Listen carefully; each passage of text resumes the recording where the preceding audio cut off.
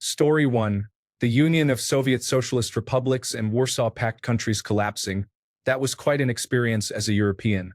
Suddenly, there was no enemy, just a lot of people who did not know what to do next.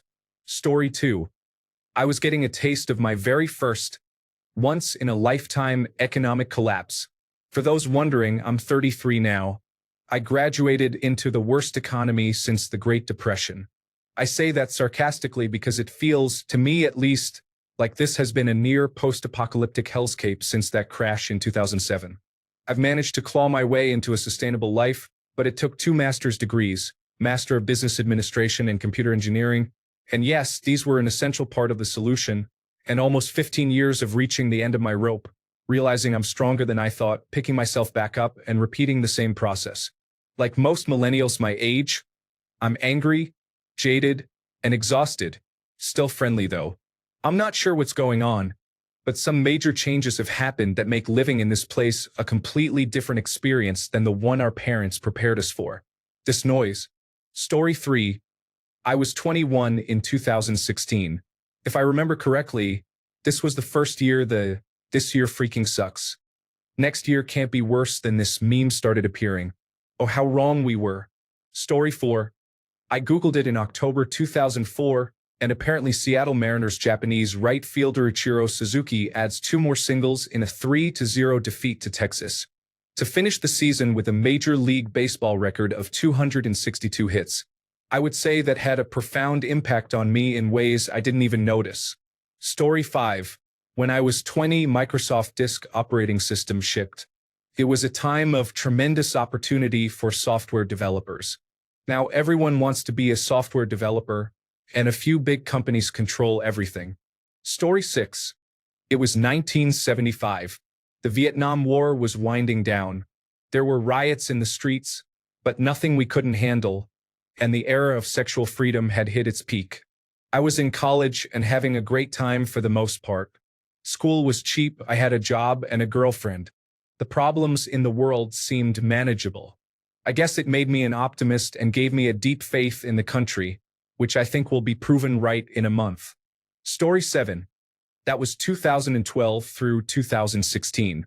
I graduated high school, but my mom didn't pay the tuition, so I couldn't get a diploma. I was running around doing odd jobs for 3 years. My mom had lost her job a year before, so I was the one supporting us. Then when I was 21, I finally got back into college. It taught me responsibility, learning to keep my mouth shut, and checking my pride at the door. But after that 3-year stint, I don't have any hope in people. Story 8. Great question. I was that age in the late 90s. I view this as an age where compromise was still possible in federal politics, and the media tried not to mix opinion with reporting. As a result, I recoil in horror from our political environment today and the resurgence of yellow journalism, and look back fondly on the days when we were less politically engaged as a nation. Which sounds strange, but there it is. Story 9. War, the collapse of 2008, then actually being in the literal war. Sick of politicians and this side and that side. Either just let the world collapse and let it just be chaos, or work together for the betterment of humanity.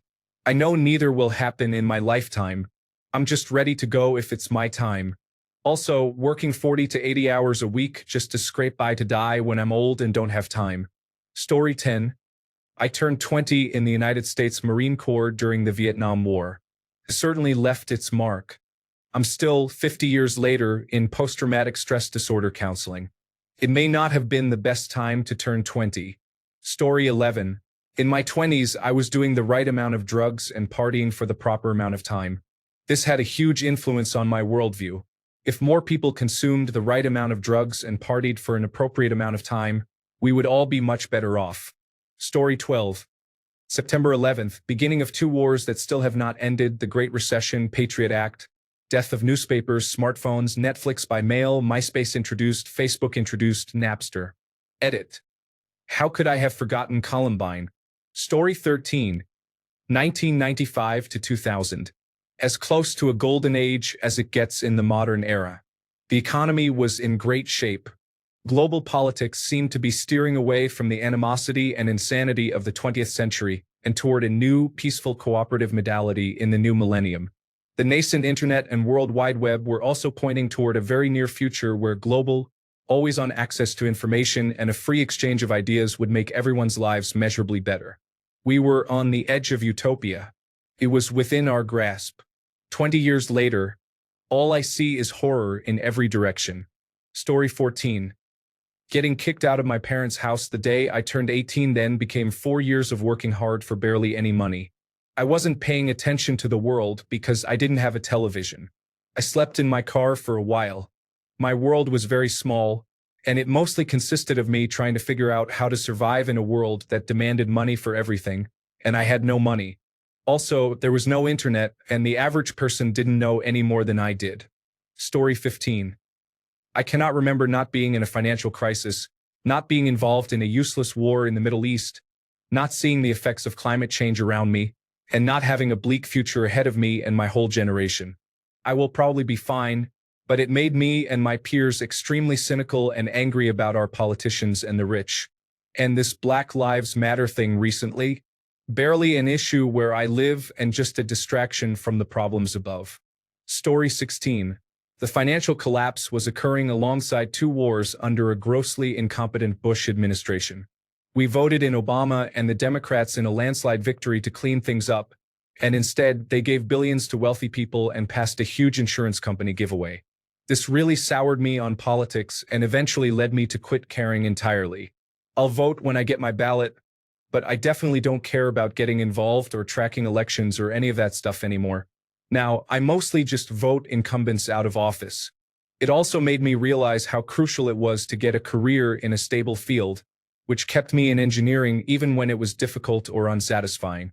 Story 17. HIV was raging. Grunge was growing. The Iraq War was happening.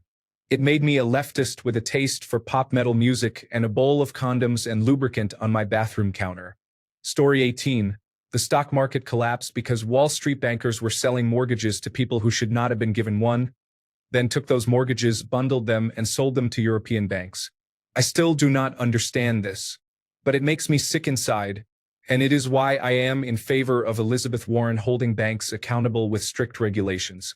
Story 19. I turned 18 in 2009. The war in Afghanistan was happening. Religion was on the decline. The power of the internet was growing, and I had never had internet until I joined the military, which was that same year. To put a long story short, there was a lot of stuff I had to figure out on my own in early adulthood. I'm currently fairly centrist, economically liberal, but still somewhat socially conservative. I'm not religious, but have some beliefs you could call spiritual for lack of a better word. Story 20. This would be 2006 to 2010. Housing crisis, Great Recession, President Obama, and Grand Theft Auto 4. I had the best paying job in my life. I lost it because of the recession. I was 19 making $110,000 a year. It was an oil company. I knew from the recession and working in that industry, I was never going to do it again. It's been a slow climb up ever since. Story 21. When I was 18, I started college and watched Hurricane Katrina destroy hundreds of lives in New Orleans. When I was 22, I finished college and watched the financial crisis destroy tens of thousands of lives across the United States. So, I have a pretty strong sense that the people who have the most power are happy to let things just fall apart, with no accountability and no regard for how it affects others. My default view of people with authority is that they will be self-serving and incompetent. My experiences since 22 have only strengthened that view. Story 22. I was 18 and in basic training when the towers fell. It's been utter chaos since then. I'm tired. I've since separated, my wife as well. I'd like a bit of peace. I don't think I should feel, think, or look like this at 37. Story 23. Vietnam, Watergate, the start of the environmental movement, and all the various fights for the rights of classes of people to equality, black people, women, and gay people. I am definitely a lot more liberal than I probably would have been after having my eyes open to what was going on. I had lived a pretty sheltered life up until then. Story 24. Grunge happened, and Clinton replaced Bush the Elder. I am now 47 and shall forever be very relaxed and relatively unaffected by any troubles that might be raining down around me. I am tolerant of others, pretty introspective, and am always trying to be physically comfortable. Story 25. I became an atheist and realized society is nothing but a stupid song and dance, and the world of man is built on lies and injustices. Fast forward a few years and I decided to choose which part one want to play and which songs I want to sing, because why not? Might as well make the trip called life a little fun. As for what was happening, I saw that democracy doesn't matter when my country's currently elected government was replaced by a sort of side door government because of politics. I saw politicians and powerful people who lived lavish lifestyles while making speeches about how others should work harder and not waste money on non-essential items, but at the same time stealing millions from the people and sharing it with their sycophantic cronies. How people do things that don't make sense because of culture or religion. People worshipping celebrities that are horrible, talentless hacks. Political movements that rise because people are loud and say pseudo-intellectual nonsense, kind of like what I'm doing, and people championing it. Some of those political movements are very valid, but those pseudo-intellectual, deep individuals and their following ruin it. Those are some of the things that were going on. The rest aren't really hard to figure out, just the usual things that an edgy late teen or young adult would be bothered by. Nowadays, I still believe those things but have calmed down a bit and chilled with it. People can believe whatever and do whatever as long as they are happy and don't hurt others, and I operate the same way. Complaining about it does nothing, and I'm not ambitious enough to do something about it, so yeah. Whatever injustices that happen should be dealt with in whatever capacity that is possible, individually or collectively. Sorry for the rant. Story 26. From 1999 to 2003, when I was 18 to 22 years old, I was heavily influenced by hardcore rave, particularly happy hardcore from the United Kingdom, and DJing. Personally, I would choose the years 1997 to 2000 as those that helped shape me. I never really had a worldview until I was 28 and got access to the internet. From the age of 28 to 34, I had an opinion on almost everything and actually knew a little bit about politics. I hate the internet for that. It corrupted my mind. Story 27. We had just come out of the worst 8 years of extreme nationalism under what I thought and still think was the worst president. All my hopes were pinned on this charismatic senator from Illinois to actually change things for the better. Boy, was I in for a rude awakening. Story 28. I turned 20 on Friday. I remember looking at the calendar years ago and saying something along the lines of, "Oh wow, turning 20 is going to be fun. It's on a Friday, and I'll probably throw a big party. Well, it's going to be me, my mom, and my little sister. The pandemic isn't great. Politics aren't great. The planet isn't great either. It seems like no one in power really cares about the future. I'm really scared to have kids, mostly because of climate change." Story 29. The AIDS epidemic was in full swing. Ontario, Canada, almost went bankrupt by voting in the semi-socialist Liberals and the fully socialist New Democratic Party right after them. Both parties are spending billions we don't have now. It's all right, they'll pay for it in 100 years. DNA testing was used to convict a criminal for the first time. The stock market crashed. Story 30. I graduated from college in Michigan in 2009, at the tail end of the financial collapse. It was a good degree and I earned honors. My plan was to go to medical school right away. Due to the volatile economy, I postponed graduate school but couldn't find work for a year. I finally found a job in Boston, so I bought a train ticket, packed my things, and moved to Massachusetts. Story 31. The dot-com bubble popped when I was just shy of 19. The September 11th terrorist attacks happened when I was 20. Invasion of Afghanistan weeks later. Invasion of Iraq at 22. All this did was make World War III feel more plausible, and that's saying a lot when you remember parts of the Cold War and thinking nuclear war was possible, only to see the breakup of the Soviet Union happen at age 11. Story 32. Post-tech bubble. Leading into the peak of the housing bubble, my first job was at a mortgage hedge fund.